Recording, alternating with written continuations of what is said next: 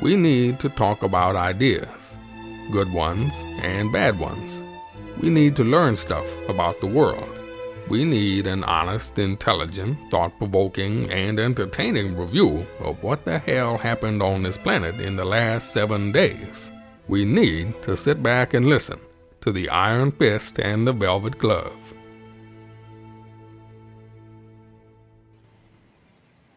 Welcome back, dear listener, episode 454, Iron Fist Velvet Glove podcast. And I'm looking at the screen and I'm seeing Scott is back. Scott, welcome back. How are you? Not too bad, thanks, Trevor. Yourself? Oh, I'm good. I'm a little bit frustrated with Mailchimp, but we'll get into that in a moment. And Joe, Joe, I won't ask how you are. Good to see you, Joe. Evening all. Yes. So yes, dear listener, on the agenda, we're going to talk about how Mailchimp just banned me from using their service, simple email service that they provide. And then mandatory life detention for kids in Queensland, stuff going on around the world, further questioning of democracy, a little joking piece about why are you guys so anti-dictators. And whatever people want to talk about, Scott, whatever you want to talk about, we could talk about. But first thing, I'll just get off my chest because it's the headline item, is, dear listener, I've invited people over time, because the show notes have it, to join an email list. And basically 40 people took up that offer. And the idea of the email list was that 3 times a week, anyone who signs up would get an email automatically generated through this program that I use. Dear listener, every morning when I'm reading news articles in my RSS feed reader, if I see an article that's going to be interesting and I think maybe I could use it in a podcast, not necessarily because I agree with it, maybe I disagree with it, like it just because it's of interest, I'll put a little star on it in the RSS feed reader. And 3 times a week, via a program, email gets sent out to people saying, here's the articles that Trevor has starred in the last few days. Here's the links. Have a look at them if you're interested. So there's no commentary by me. It's just purely passing on the links. And 2 days ago, on Saturday, I got an email from Mailchimp, which is the service I was using because it's free, saying that I had our automatic abuse prevention system, Omnivore. What's Omnivore? Omnivore is something that eats meat and vegetables. It's meat and vegetables, yeah. Yes. Yeah. Reviewed your account with the username Iron Fist Velvet Glove Podcast.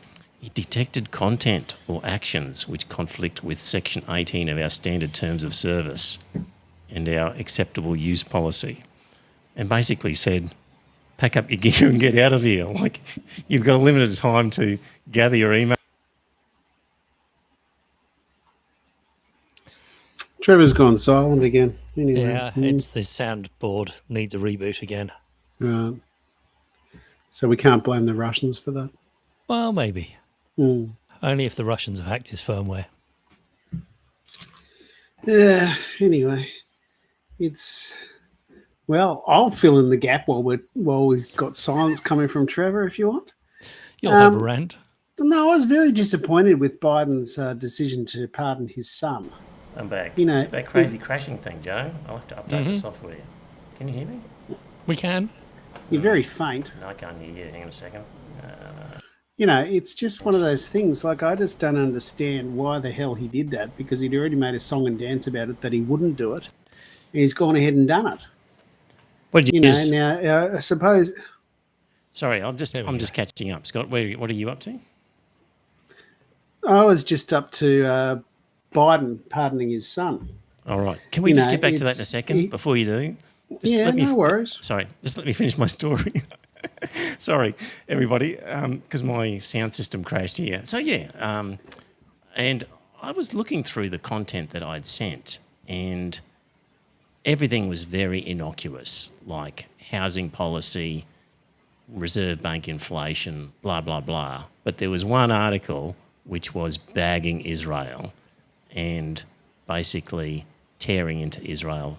This was an article from the John Menadue blog, and I think that was the article that ran afoul of the rules that they have. And I looked at section 18 of their policy, and it said, hateful content. This means any statement, image, photograph, advertisement, or other content that, in our sole judgment, could be reasonably perceived to harm, threaten, promote the harassment of, promote the intimidation of, promote the abuse of, or promote discrimination against others based solely on race, ethnicity, national origin, sexual orientation, gender identity. So, So you're being anti-Semitic again. I don't know. If you provide material that is critical of a nation, Israel, arguably, it could be perceived to threaten based on that, or promote the intimidation of, promote the abuse of, promote the discrimination against others based solely on that. Harm, threaten, promote, I don't know. But it's very frustrating. There have been allegations of some people harassed in the street for being Jewish. Yeah. Has Whether happened. that's true, I don't know. Yeah. But providing a John Menadue blog article by a guy where he rightfully outlines some of the atrocious behaviour of the State of Israel against Palestinians, and boom, you kicked off Mailchimp. Of course, I appealed and said, well, what's wrong? Tell me. No response. So yeah, if you're on the email list, stand by as I try and figure out some other system to replace those news articles are mostly getting archived onto the Discord server. Yes. Except for at the end of the month when I run out of tokens. Right. You post too many links. And what happens then, Joe? It just stops working till a new month ticks over and suddenly it has enough tokens. Right. So I think we do lose a number of articles at the end of each month. Okay.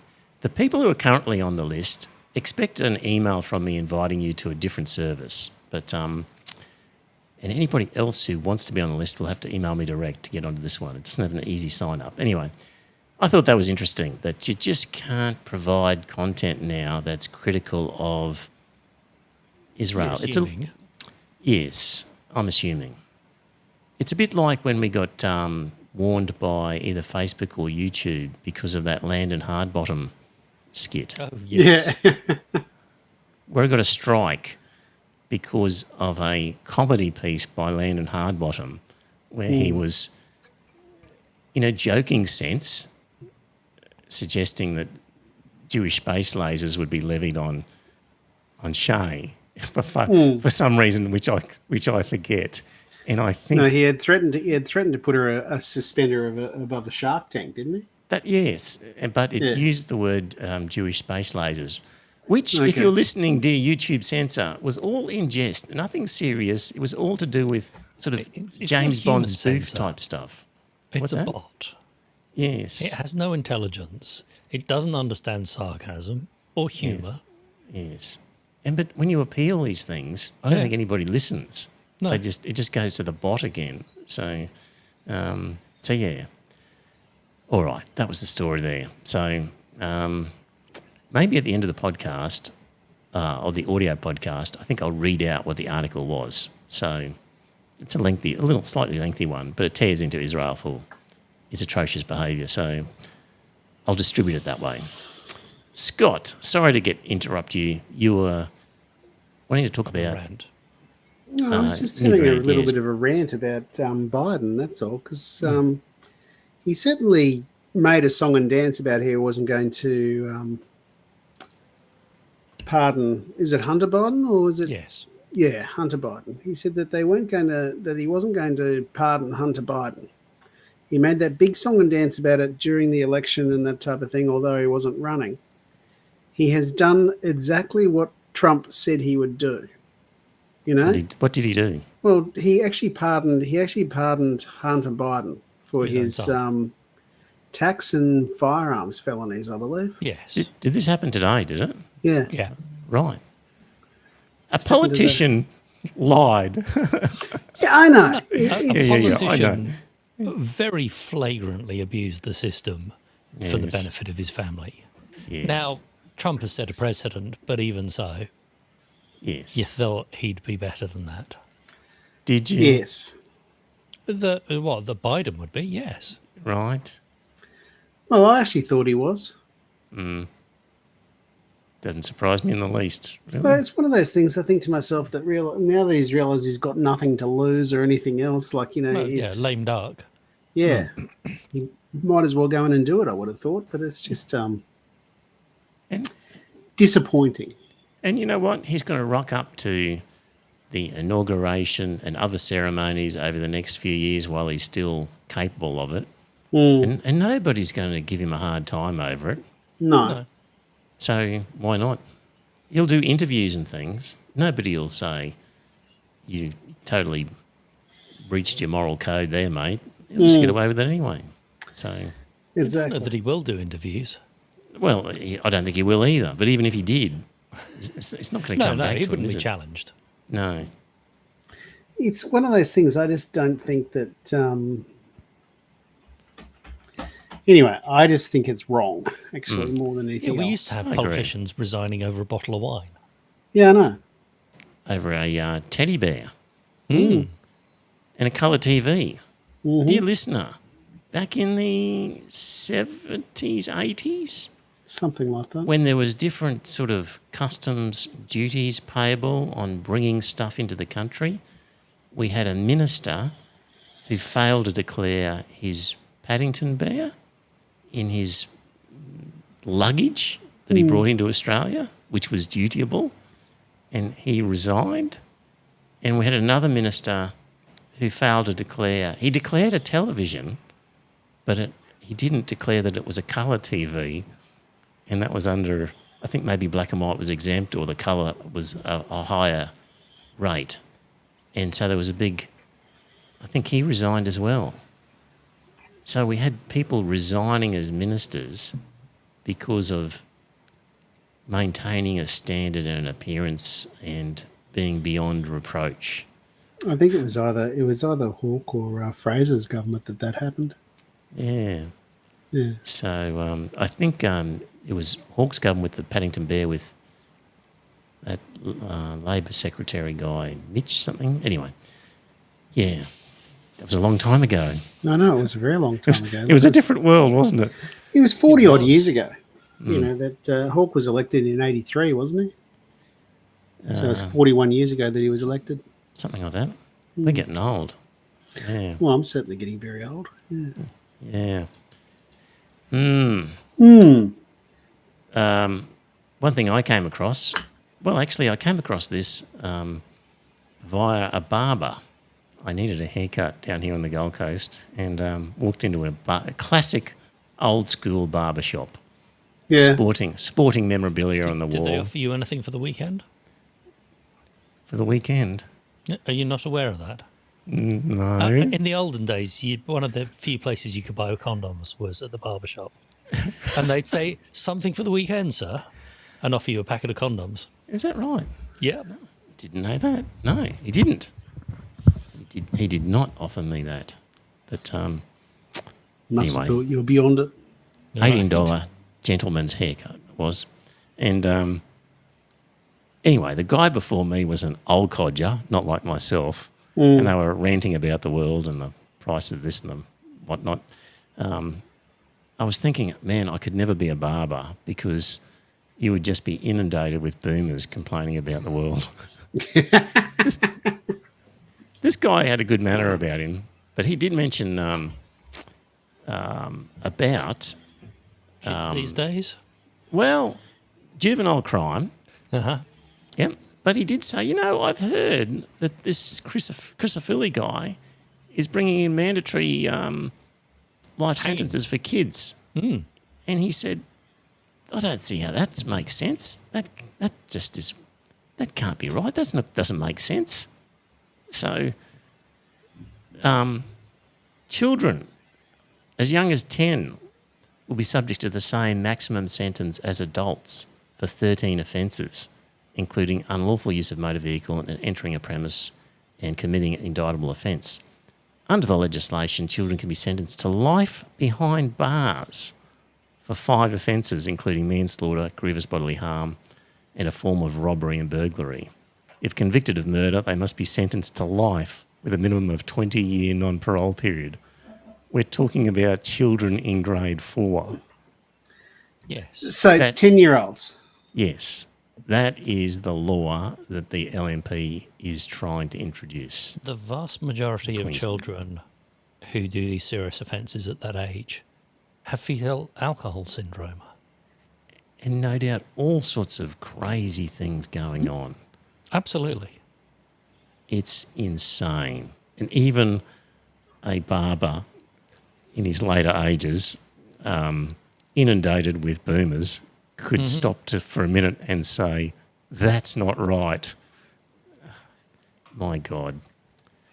Yeah, it was also commented that because he's promised to pass these laws by Christmas, they're being rammed through Parliament. There isn't time to debate them.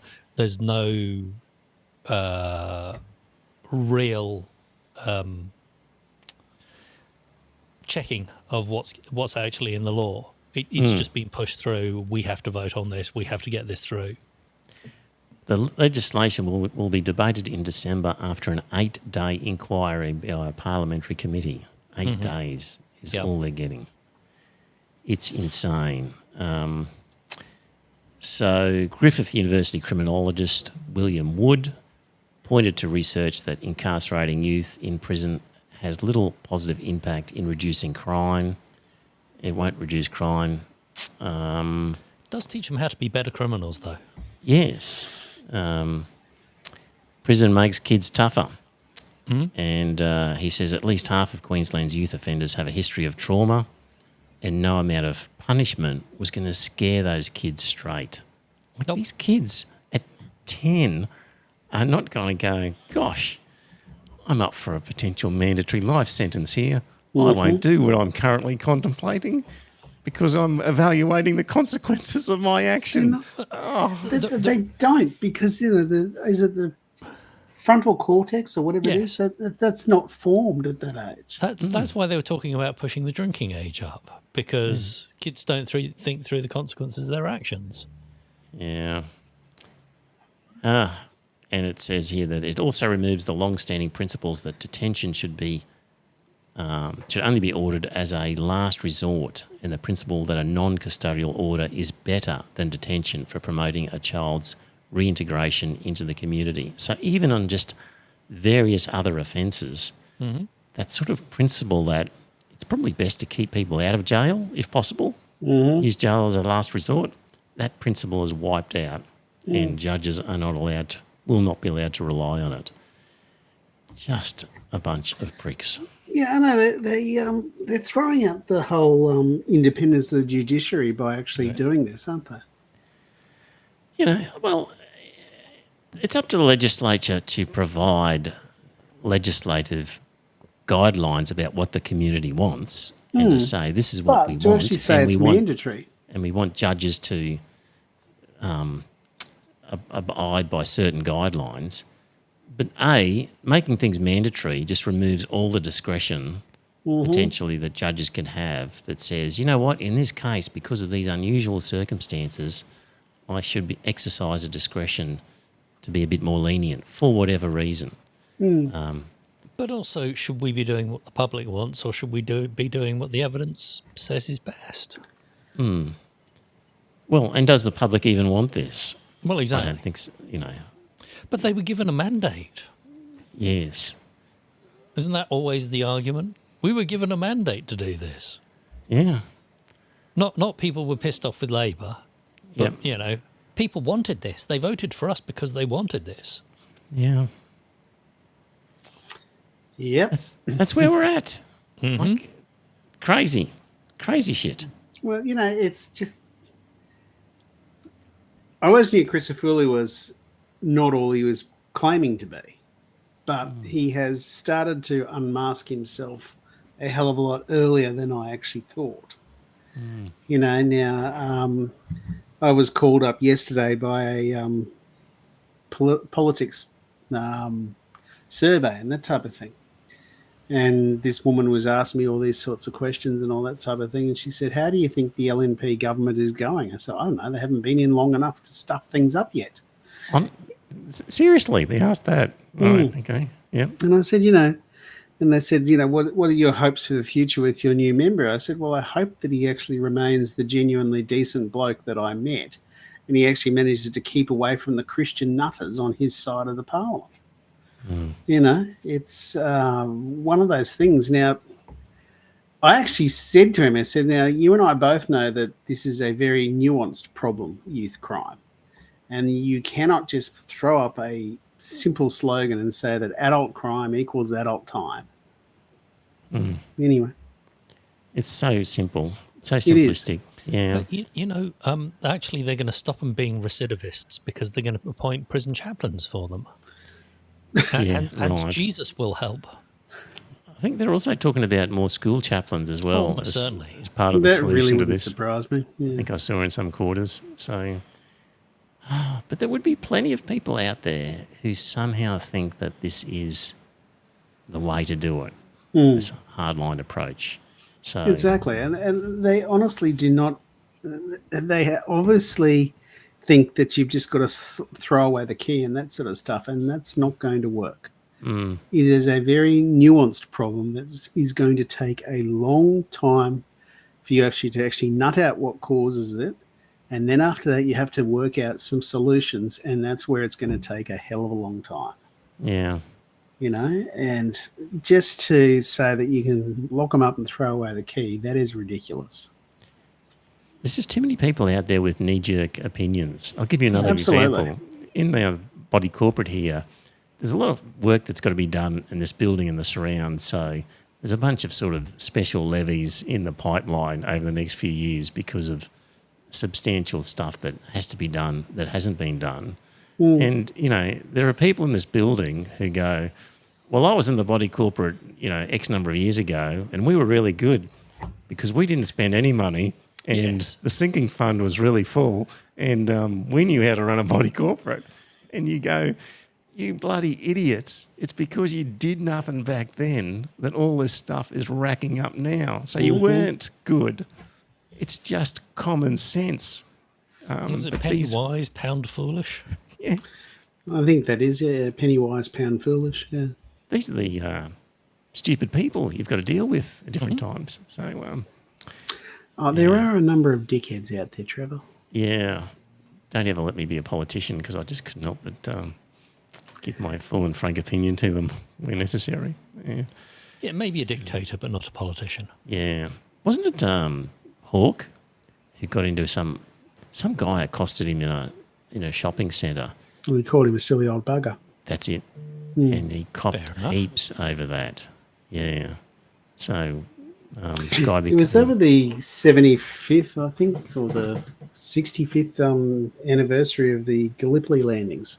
Right. And all that sort of stuff. And I remember there was a cartoon in the paper and it said, Prime Minister Hawke was off seeing them off and he says, yeah, goodbye, you silly old buggers. No. Well, this other event was he was in a shopping centre and some guy. Yeah, no, it was in a shopping centre. Yeah, I know that. And he had said to that particular guy, "You're a silly old bugger." Listened to him and then basically dismissed him and said, "Silly old bugger," and then muttered to the press. So, yeah. He that would be got me. He got the ABC not to actually repeat that. In I think 2 states and everything like that, they didn't actually run that on the television news.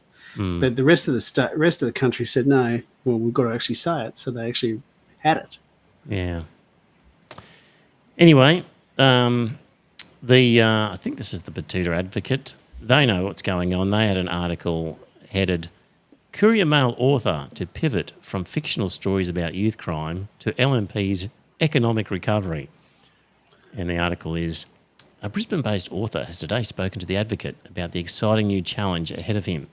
Fresh off the back of a big 12 months creating a fictional universe where youth crime is rampant in the dystopian state of Queensland, Courier Mail author Paddington Annerley says he's He's excited for his next project. The Liberal National Party resurrection of Queensland's faltering economy. Yes, it's an ambitious project, but something I'm really looking forward to taking my creative license to, said Annerley, from his gorgeous Ascot home. It goes on here. This follows Annerley's most recent work, where he managed to take record low youth crime statistics in Queensland and use them as the genesis of a series of short stories about an epidemic of young criminals terrorising the states. Oh, writing little stories about cherry-picked incidents committed by juvenile offenders is much more colourful, he laughed, and I think the public really liked it. So now it's time to craft a story about the transition to a new utopia led by an incredible government that rescued the economy from the very brink. It could be my most ambitious work yet. And I can assure you, dear leader, that is exactly what is happening in the Courier Mail now, where it's all positive stories about the magnificent David Crisafulli, articles calling him the Goliath killer or something like that, and just on and on. And just things like, you'll see an article which talked about the LNP's 50-cent fare policy. This is public transport fares, which was a policy introduced by Labor, but if you read the media, it says, where's Scott gone? There. Yeah. I just disappeared because I Yeah. lost connection. Right. If you read the paper, it's now the LNP's 50-cent fare policy. So the just the propaganda narrative has just started. So Although I did see one fare was going back to what it was before. what I fare was presume that? it's the air train. I don't know. It was behind a paywall, so I couldn't see. Right. The air train never made it to the 50-cent level, but it might have had some discount that's Yeah, maybe. then been removed. Yeah. Yeah, so that's that. Right. We mentioned the other week about the arrest warrants by the ICC for Netanyahu and the Defence Minister. Various countries that said, yep, if he comes into our territory, we'll arrest him. And various others said, no, we won't. France has said that they've reversed their decision and they will not be arresting Netanyahu. And America said, invade the Hague, Bill. Right. Well, France originally said they were going to arrest Netanyahu and then they backpedaled and said, now we won't. Right. Claiming that because Israel is not a party to the ICC, then they're immune from it. I don't think that's how it works, France. Well, no. So the ICC claims it's got jurisdiction because it's claiming the crimes were committed in Gaza, which is land controlled by the Palestinians, and the Palestinians are members of the ICC, and therefore they say they have jurisdiction. So, so Palestine, along with the Israel, along with the Americans, and along with Russia and Ukraine, never actually signed up to the ICC as member states. That, of course, didn't stop France from saying, of course, they would arrest Putin if he showed up in France. I thought the the whole same- point of the ICC was that any country, whether they'd signed up or not. Well, you've got to have jurisdiction, I guess, in some fashion. And Well, I mean, Israel has set the precedent with the kidnapping of all those former Nazis. The kidnapping and the assassination back in the 60s and 70s.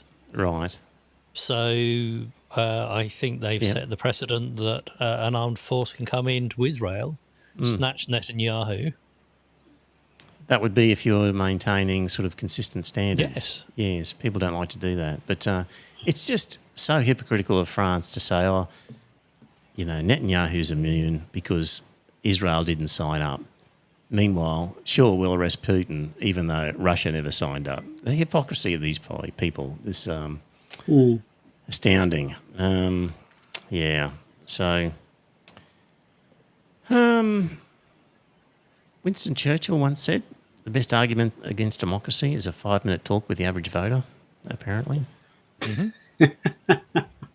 I've been a bit down on democracy lately. Yes, I've noticed that. I'm starting to wonder whether a dictatorship might be the way to go. No, it's not a good idea. But Well, not have a on look at this. dictatorship. No, have a look at this, Scott, and see if this changes your mind about a dictatorship. Why are you guys so anti-dictators? Imagine if America was a dictatorship. Can you guys hear You could that? let 1% of the people have all the nation's wealth. You could help your rich friends get richer by cutting their taxes and bailing them out when they gamble and lose. You could ignore the needs of the poor for healthcare and education. Your media would appear free, but would secretly be controlled by one person and his family. You could wiretap phones. You could torture foreign prisoners. You could have rigged elections. You could lie about why you go to war. You could fill your prisons with one particular racial group, and no one would complain. You could use the media to scare the people into supporting policies that are against their interests. I know this is hard for you Americans to imagine, but It's been a while since I've seen that. There we go. Sacha Yeah, Baron dictator. Cohen. Yeah, the advantages.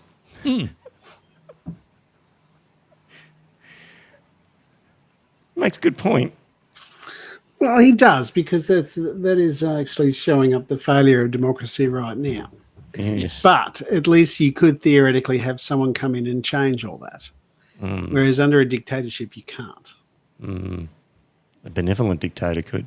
Yeah, a benevolent dictator could, but you can't actually get away with that because benevolent dictators are very few and far between. John Menady blog. There was a letter to the. I think it was a letter to the editor in the letters column. I think John Menady blog. This guy, what's his name? Les McDonald wrote something I thought was a really good summary, or well phrased. Let me read this to you, dear listener, from Les McDonald. The lesson that should have been learned from all this warmongering is that democracy flowers from within and cannot be imposed externally by force or arms. Another and more profound lesson is that democracy, as promoted by the West, is only one form of political organisation, and the one that the West promotes reflects the values and history of those countries. Others have different histories and traditions, and these have dictated other forms of political organisation, some of which have far outstripped the West in recent times in providing vast improvements in the living standards of the bulk of their people. The belief in the West that our system is better than all the others makes the arrogant assumption that the values of other cultures and the systems they have built to reflect those values are in some way inferior to ours. That is not only arrogant, but profoundly mistaken, and is preventing the West from understanding the new multipolar world that is emerging. I thought that was well put. It sounds awfully like the French thinkers. All belief systems are equal and you can't criticise one. No, it's not saying you can't, but it's saying that different I agree. cultures We might... shouldn't assume. It's really saying just because it's different to what we're used to doesn't mean that it's bad. That's what it's... Just because it's different and it's suited to the culture of a different people and doesn't mean it's bad. But I mean, you look at the Islamic fundamentalists in Afghanistan. Do you think for the majority of their population, whether they want it or not, and I'm guessing that at least half of them don't, do you think that that's better than what they had back in the 60s?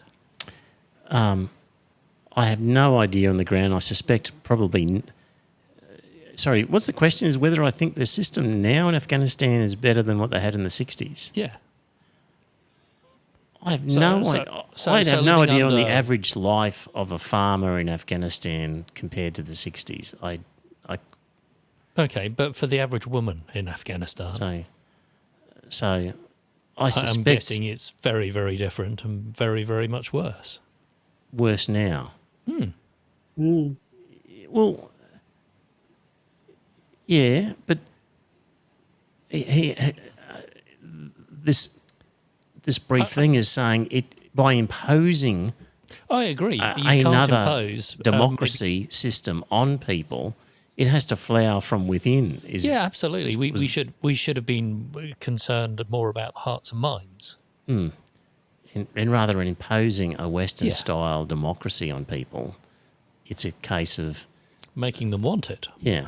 But you could look at, again, China, for example, and what it has achieved in lifting so many people out of poverty that you have to say, well, if you're looking at the living standards and life of people, then that's one where you'd say, well, most people are happier than they were in the 60s and 70s, for example. Almost certainly, yeah. Yeah. So it doesn't mean that you can't criticise other cultures, but I think he's saying two things is just because it's different and it's Doesn't not a necessarily make it Western-style wrong. democracy, we shouldn't be so arrogant to say it's not as good as ours. And secondly, this has to come from within. Change has to come from within and Yeah, I think and can't the be problem- imposed externally. Yeah, but the last time they tried that, they were gunned down in the streets. Scott, how many bullshit stories have you heard over the years about various events? Do you honestly believe that Tiananmen Square was bullshitted, do you? How many people died in Tiananmen Square? I don't know. 1,000? I don't know. 2?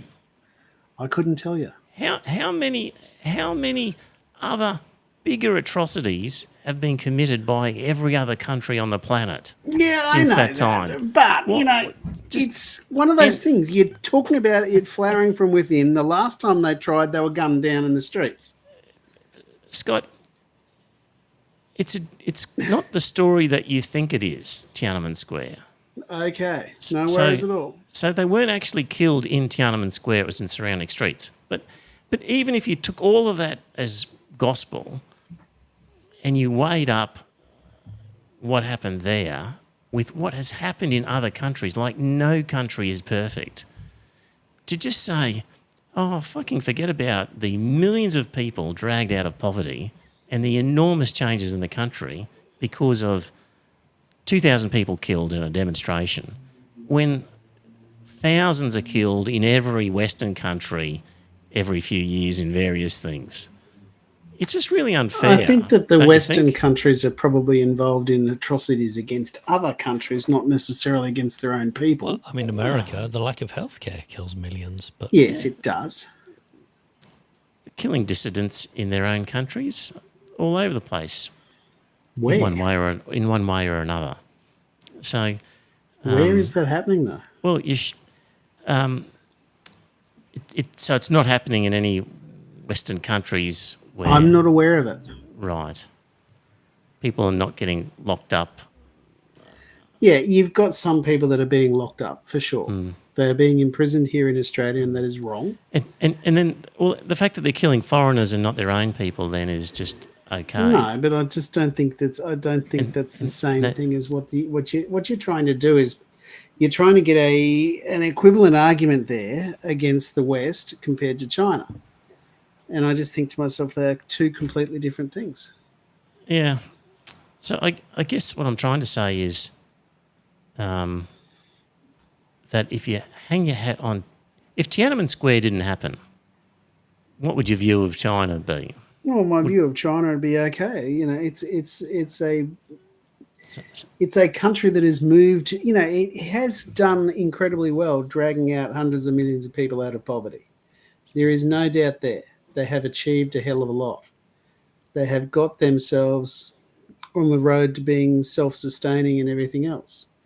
They have done all that, and they should be applauded for that. However, they are also involved in some questionable actions in the South China Sea. They are involved in invading Tibet. They I don't know what's happening with the Uyghurs, but something is happening out there. It's one of those things. They Are you expecting perfection from them that you don't expect from other countries? no, I'm Like, expecting perfection from all of them. right. But you seem to hold them to a higher account, or you No, I don't think are I'm more holding them to a critical higher of them. account. I'm more critical of them for sure, because they shot their own students in Tiananmen Square. It was a very brutal crackdown, which was completely unnecessary because all they were wanting was democracy, and they were shot for it. And they used their own army against their own people, which is not a very nice thing to do. All right, I'm going to have to do a Tiananmen Square episode. I can tell. You can do Yeah. that if you want to. That's no problem at all. Then you're probably Yeah. going to piss over everything I've just said, which is fine. I just think of all of the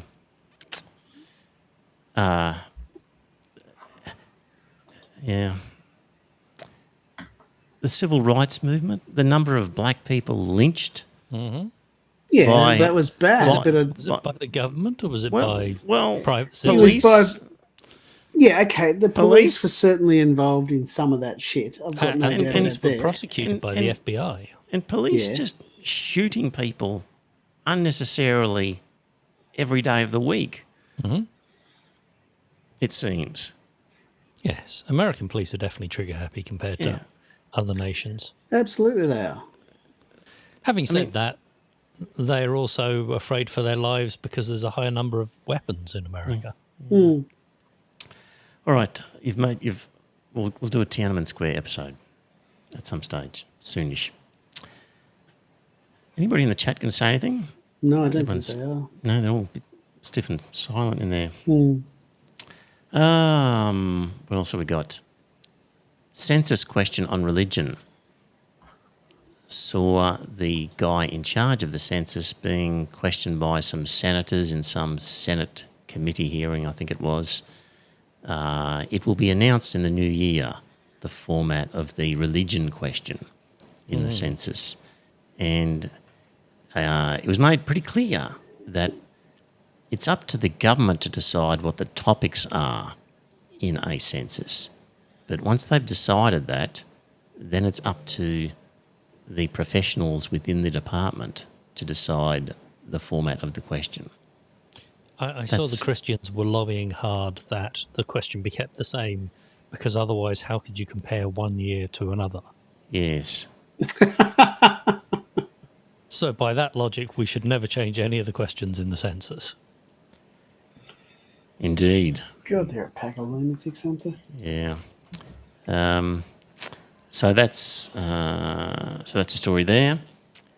I think it's only a small one, but I saw another thing where apparently, if you want to do work, if the War Memorial officials want to engage a contractor to do some work at the War Memorial, there's a $1 million limit. If you go over that limit, you need ministerial sign-off for whatever the work is. And during this Senate Estimate Committee hearing, they were referring to a particular contract.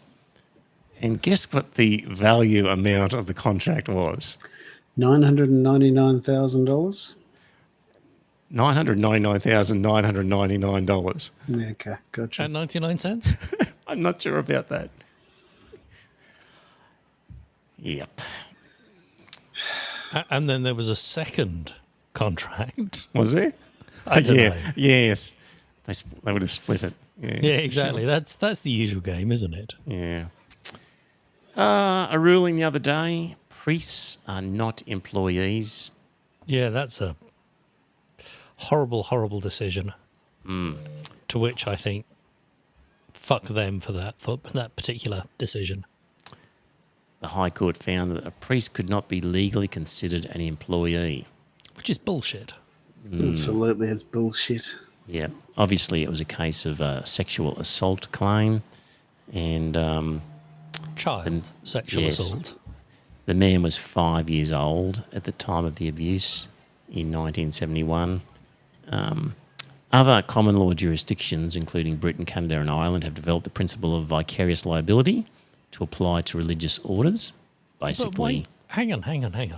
If this was a bus company, forget that it's a church. If this was a bus company and one of the bus drivers was raping children and the company knew about it and moved them onto a different bus line every time they got caught, could we not say that the bus company would be found liable and would be sued into oblivion? Why the fuck is the church still standing? I don't know. Why have we not sold off all its assets to compensate the survivors and just wound up the church's various? well, we did have the problem of the Ellis defence previously. I know. That was that the Catholic Church does not exist in a legal sense because its property assets are held inside a special trust structure that is immune to lawsuits. So the Victorian state government introduced legislation to get around that, and now they will introduce legislation to get around this employee problem. French Revolution had it right. Yes. Yeah, I don't understand. I have to talk to you about this off air. Really?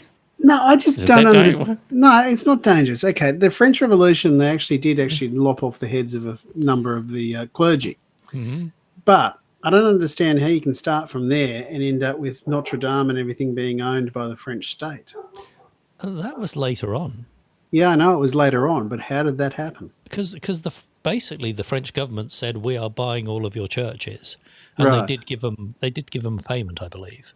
Okay. But they said these are national monuments, and they belong to the French people. The French people contributed to them. The French people own them, and we will lease them back to you at a nominal fee. But it means that the French government are legally and financially responsible for national monuments. So the church can't make a decision about a 1,000-year-old cathedral because it's deemed critical to the fabric of France. So like a mandatory resumption. Basically. It- Okay. So the it's same all way that they would buildings grab your before house. 1905, I think. So in the same way that a government could just take your house in order to put in a new roadway or something Yeah. like that, they could just take your church and Yes. decide to keep it for other reasons. But my argument has been a lot of the land that the churches hold inside Australia was given to them for free by the government on the grounds that they were a moral force for good. And I think that they've proved that they aren't a force for good, and we should be taking that land back from them. Absolutely. This we is should. very valuable land in the middle of big cities that was given to them 100, 150, 200 years ago. And I think the people should be taking it back. Not going to happen in our lifetime. No. Yeah. Yeah. What other topics you want to talk about? I got, it's just the usual complaints I've got here. I'm sort of finding myself repeating myself. So I'm happy to talk about anything. Scott, I haven't looked at in detail this housing scheme where the government is somehow going to be part owners of houses with people. Yeah, I've got to look into it too. It's State or federal? This No, is the federal This is Albanese. Okay. the federal government's going to take a position in a house that you go in there, you buy a house, and the government owns 30% of it or something like that. Now, I don't believe the government is on the hook for 30% of the rates. I still believe that has to be 100% borne by the main owner. Now, that is all I know of it. I couldn't tell you about it other than that. It's just That got passed, didn't it? It did Like, get passed, yeah. So there was a whole, 30 different bills just got rammed through Parliament. Yeah, in this exactly. last The week. Greens finally got out of the way of a few of them. And, they realised that they had won a hell of a lot on housing and all that sort of stuff. So they took the win and moved on and allowed it to go through. But, Whether or you not know, it's a good thing, it's another story. Yeah. I don't know whether or not it's actually a good thing. It's just, I suppose the biggest concern I have is it's just going to drive up the price of housing because it's going to be easier for people to purchase and that sort of stuff. So they're going to just take out vastly. Albanese was saying people with just like a 2% deposit could now buy a house. But it's the state of the world where someone like myself is reading lots and lots of stuff every day, and I've yet to come across an article that properly explains how this system's going to work in terms of the contribution and what you'd get out of it. So, James is saying there's only 10,000 places. right. Isn't this the same as the government being the bank of mum and dad? Basically, yes. Yeah, but It's every going to mum replace the mum and dads. but every bank of mum and dad has some deal under it. Yeah, absolutely. Well, usually the bank of mum and dad is, here's the money and good luck to you. Hope you don't separate and have a divorce. Oh no, and- mine was very much. I had to sign a whatever you call it, like The a loan mortgage. agreement. Yeah, Right, a loan okay. agreement that said my parents had second claim on the house after their mortgage. There you go. Lots of people don't, but some do. So there's all Yeah. different variations of how that could happen, and I have yet to sort of see a concise explanation of how this scheme works and how it would all pan out. So Yeah, I'm in the same boat. I haven't seen anything that actually explains what is going to happen. Only that the government is patting themselves on the back, saying we've got 10,000 new owners and that sort of stuff coming into the market. yeah, Unless you're going to build 10,000 houses to fit those owners, all you're doing is forcing prices up. Exactly, which is one of the problems that I've got now. Now my niece is looking at buying a property and everything like that right now, and I happened to mention to her that this scheme had just come into place and everything else. And she says, is it for existing homes or is it only for building homes? And I said, I don't know. Now, one would hope that's only for building homes, but we'll have to wait and see. I suspect it is only for building new homes, but not sure. Yeah. What else, guys? Got anything else that you want to chew the fat social on? media. Social- So I was asked questions by a German acquaintance about the social media ban because obviously it hit world headlines.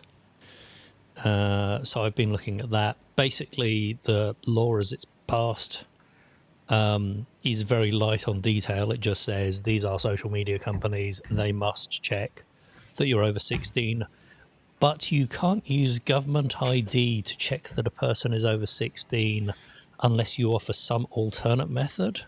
And any information you gather to check that the person is over 16 must be destroyed as soon as you've proved that they're over 16. Well, what are they going to do? Well, apparently there's a government trial. The government has funded a trial for age verification schemes, which was to look at porn and social media. So to prove you're over 18 for a porn and over 16 for social media. Yeah. And they're looking at technologies, they're looking at social impact, and they're also looking at privacy concerns with various representatives. And when that reports back, then they'll look at how they're going to implement this. But it's putting the cart Yeah, before they the passed horse. the law before they even know how they're going to do it. And what did your foreign friend think of this initiative, Joe?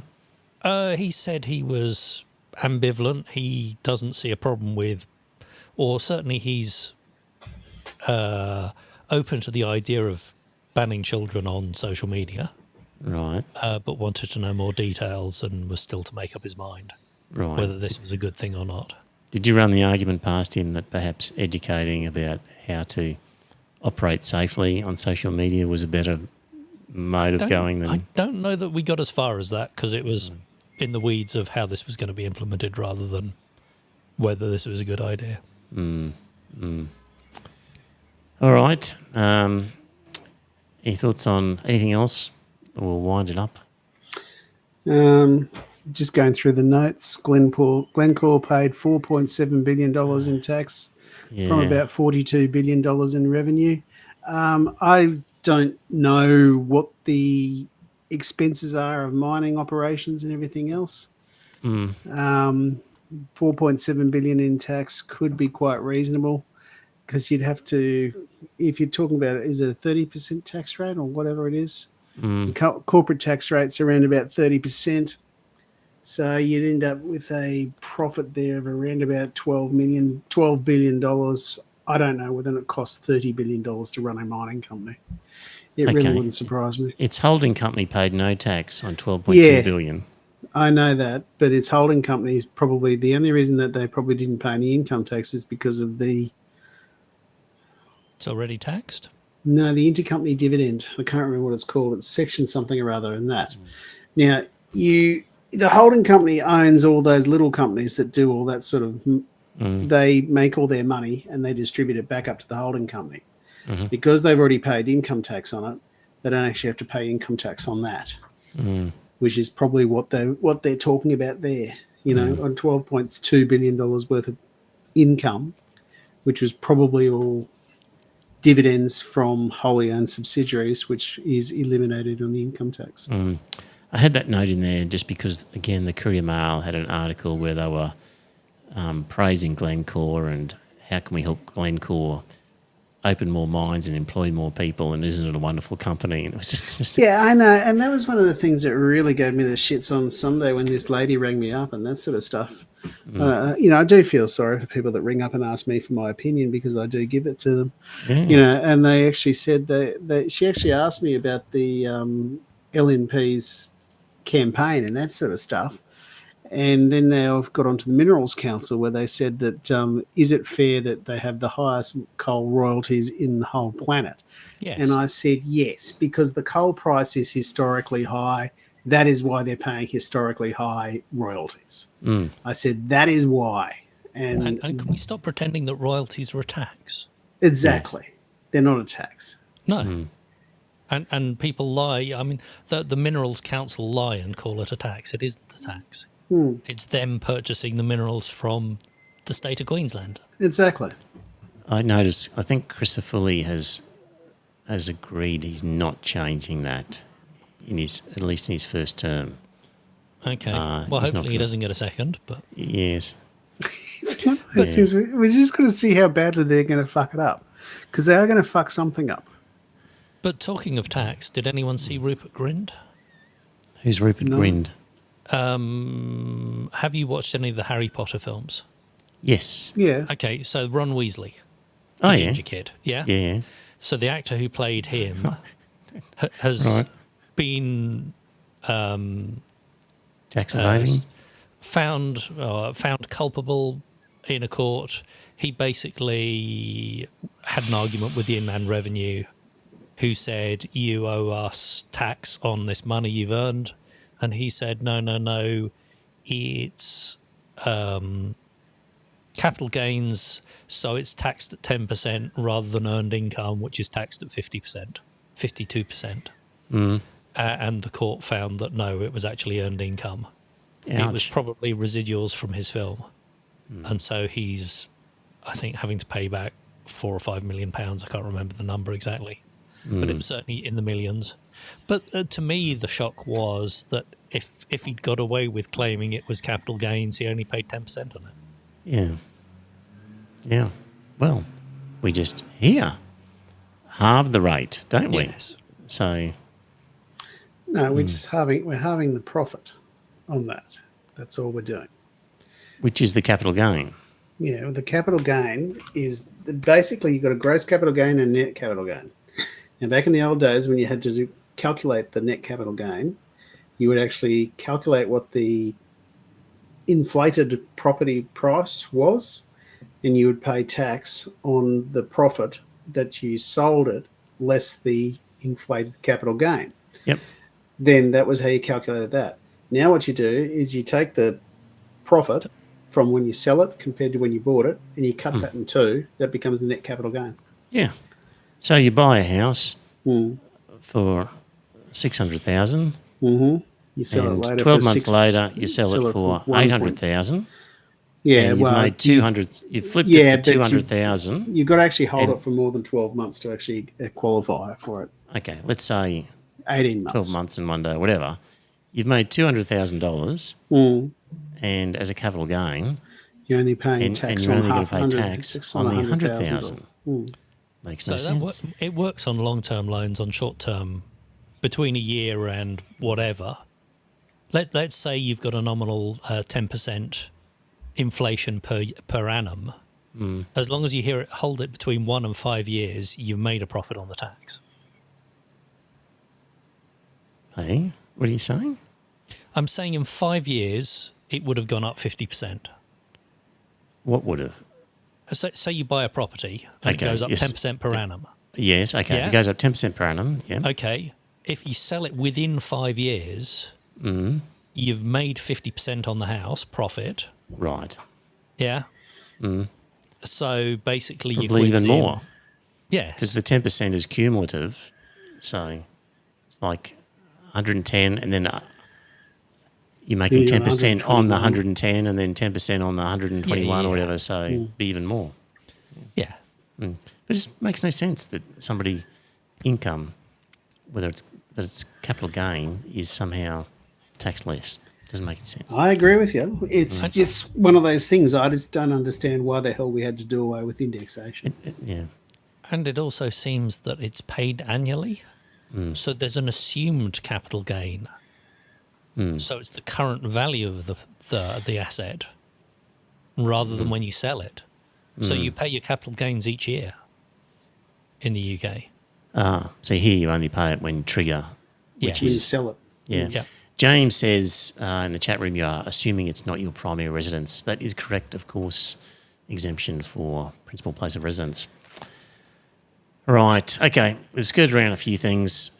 On the audio version of this, people will hear me read out the article that I think I got banned from Mailchimp for. And yeah. And as I said, most of the articles end up in the news items on Discord. Yes. So that's another place to see them. Look in the show notes if you're interested in becoming part of that defunct mail list as it gets resurrected into something else. Righto. Thanks for the chat room for paying attention. We'll be back next week. Talk to you then. Bye for now. And it's a good night for